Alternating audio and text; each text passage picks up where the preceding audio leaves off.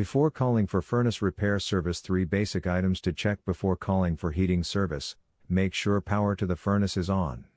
Usually there is a switch on the side or top of the furnace. Hint: try turning the power off for 1 minute and then turn it back on. Even furnaces have computers that need to be reset for reasons such as power fluctuations or improper ground connections. Check for proper thermostat setting.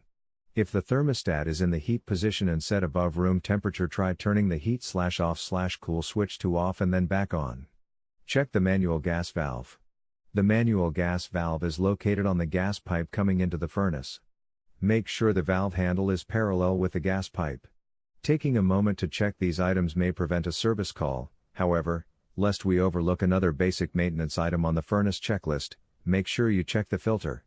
Furnace companies will sometimes view a dirty filter as grounds to charge a customer even more. Although this behavior is not very nice, or perhaps ethical, some technicians will consider a dirty filter as the homeowner's lack of interest in saving money.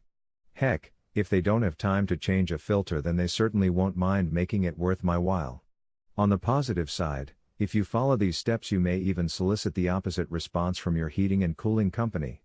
Just tell them you tried performing these basic steps but found the problem was something more complicated than the checklist you were given. Whenever a customer has shown this type of interest in solving their furnace repair problem, I always try to put myself in their shoes. If they took the time to follow these steps, chances are they are probably concerned about an expensive repair bill. Believe it or not, customers always score points with me this way. I have attempted a few automobile repairs on my own to try to save money. Hope this gets you back in operation and saves a few dollars. Randy Koch HVAC, our community college instructor owner, Four Seasons Heating and Cooling. http://www.fourseasonshvac.com, http://www.furnaceandarbor.com, article source, https://ezinearticles.com/expert/Randy_Koch/871484